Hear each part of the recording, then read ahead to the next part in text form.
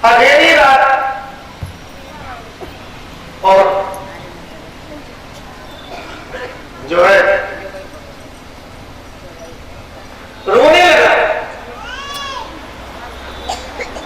संजोग बस उसी जंगल में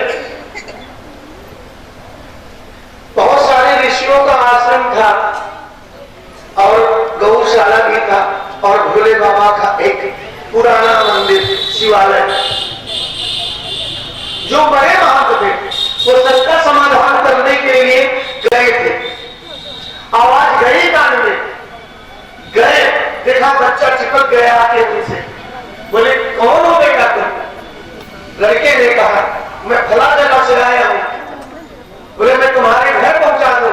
बोले नहीं। अपना जो कपड़ा उतार के दिखाया, जब उस लाल लाल धारी को देखा जो उसके दाग पड़े थे, कजली जमी थी, तो बाबा की आंखों से आंसू निकलने लगे और ले गए अपने साथ। जब थाली में भोजन दिए, एक पूरे आदमी का भोजन दिए और बच्चा खा गया, थोड़ा और लाइए, उतना और दिए, फिर और खा गया। रोज ज्यादा खाता, उसका नाम लोगों ने रख दिया पेट्टू। पेट्टू जी भैया खूब खाए। पहले तो आनंद आया, अभी नाथ आपके आए और आप पहले खूब सेवा करोगे और जब आप जान जाओगे कि यही रहने के लिए पड़ रहेंगे तब बताओ क्या होगा। तो ऐसे ही काना भूसी होने लगी। बाबा ले आए हैं और वो मोटा होने लगा, तगड़ा, शरीर में जान लगी, खूब खाए खूब खाए।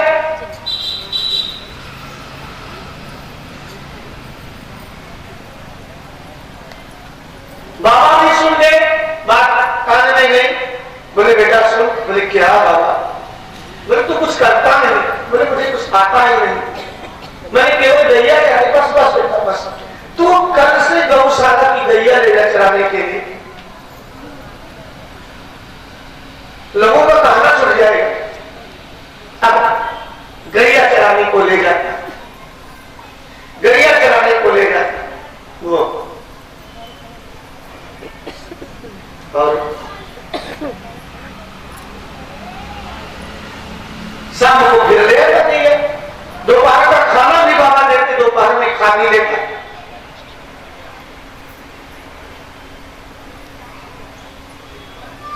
पंद्रह दिन के बाद पड़ता है त्रयोदशी, प्रदोष का व्रत। और जिस दिन त्रयोदशी रहती थी उस दिन लोग व्रत रखते थे। शाम को प्रदोष काल में पूजा करके फिर फल और दूध लेते थे।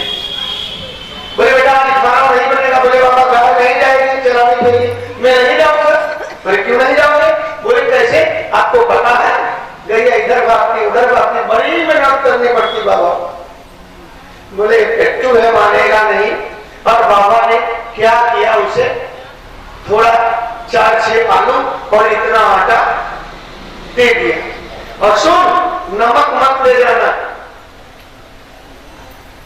जंगल से ढाक की पत्तल बना लेना, नदी में नहा करके कमंडल में जल ला करके, और जो गैयों का कंडा होता है, जो जंगल में रहती है, जो कंडा होता है, और कंडा बहुत कीमती भी है। बोले बाबा स्वयं शिव भस्म लगाते थे। कंडा शिव भस्म, चिता की भस्म और कंडा की रंग। विज्ञान कहता है जो गाय का गोबर गीला होता है, जिसको दिल होता है, उस गाय की बात बता रहा हूं, या सांड हो तो भी, उस गोबर में, गीले गोबर में 27% ऑक्सीजन पाया जाता है। और वही गोबर जब कंडा सूख जाता है तो उसमें ऑक्सीजन जो है 32% हो जाता है। अब वही कंडा जब जला दिया जाता है तो उसमें ऑक्सीजन 38% हो जाता है। सोचिए, मामूली नहीं है, 38% हो जाता है ऑक्सीजन उसमें। और जान लीजिए कि जो ये वाटर प्यूरिफायर पानी पीते हैं हम आरओ का, आप आरओ का पानी ले लीजिए, उसको प्रयोगशाला में लेबोरेटरी में चेक करवाइए और एक बोतल में यही पानी नल का साधारण ले लीजिए और इतनी राख कंडा की देसी गाय की डाल और हिला दीजिए, दोनों लेबोरेटरी में ले जाइएगा, आप देखिएगा ये इसमें राख मिली है गाय की, ये 100% शुद्ध होगा और जो वो आरओ का भी पानी है उसमें 2-4% 10% का शुद्धि मिल जाएगी, इतनी गुणवत्ता।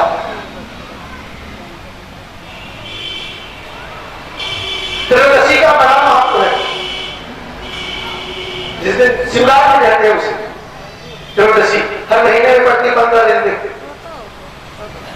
आपको चर्म रोग है, हार्ट बिजली दाने निकल रहे शरीर में, बार बार परेशान है दवा से, तो आप जो देसी गैया घूमती इनके वही कंडा बटोर लाइए, शिवरात्रि जिस दिन हो प्रदोष और उसको जला लीजिए, राख बढ़िया बना लीजिए और उसके बाद मध्य रात्रि में जो है शिवलिंग पे एक सफेद कपड़े में राख को मसल करके रख के ऐसे ऐसे झरझरा दीजिए भोले बाबा के शिवलिंग पर, और ऐसा शिवलिंग हो जिसमें प्राण प्रतिष्ठा हुई हो, मंदिर हो या ऐसे हो जो भी हो, तो उसका लीजिए और फिर मोटी राख फेंक दीजिए, जो महीन राख बचती है उसको फिर उतार लीजिए महादेव के ऊपर से और रख लीजिए। जब स्नान करने जाइए तो थोड़ी राख डालकर बाल्टी के पानी में स्नान करिए, आप देखिए, और महादेव का नाम लेकर के, नंदेश्वर महादेव का नाम लेके, किस महादेव का? नंदेश्वर महादेव का नाम लेके करिए, आप देखना आपके चर्म रोग की समस्या समाप्त हो जाए। कोई पैसा नहीं लगता, आप करके देना, विश्वास। अब लड़का गया, बर्तन बनाया, धोना बनाया, नहाया, डोंगल का पानी लाया, पहले कंडा इकट्ठा किया, आग लगा दिया और उसके बाद जब आग तैयार हो गई तो आटा गूंथा। अब बाबा ने कहा था कि बेटा पहले महादेव को भोग लगा देना फिर खाना। अब महादेव के लिए जो बना, जो भाई बच्चा वही करता है जो देखता है।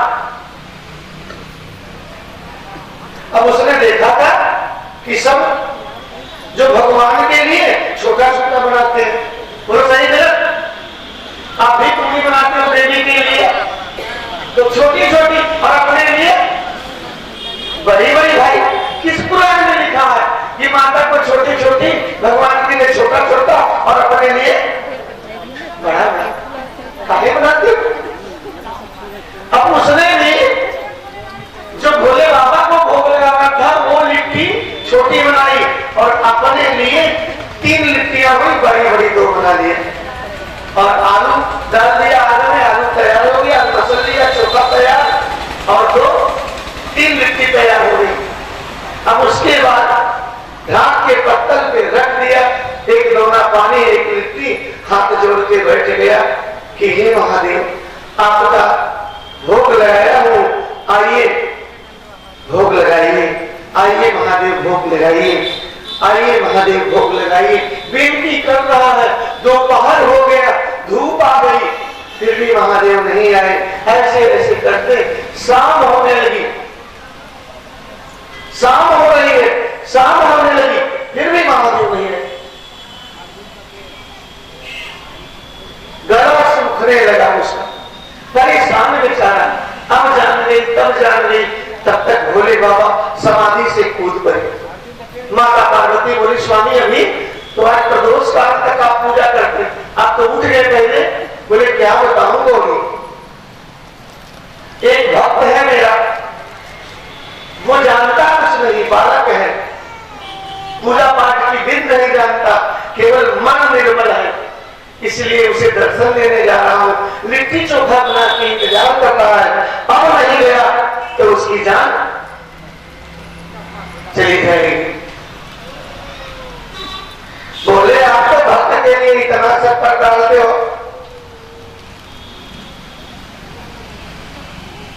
और हमारे लिए तो कुछ करते ही नहीं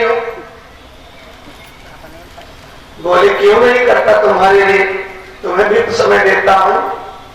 बोले नहीं, भक्त लोग वाहवाही करते हैं तो, और इसीलिए भक्त में ज्यादा पड़े रहते हो। एक गीत के साथ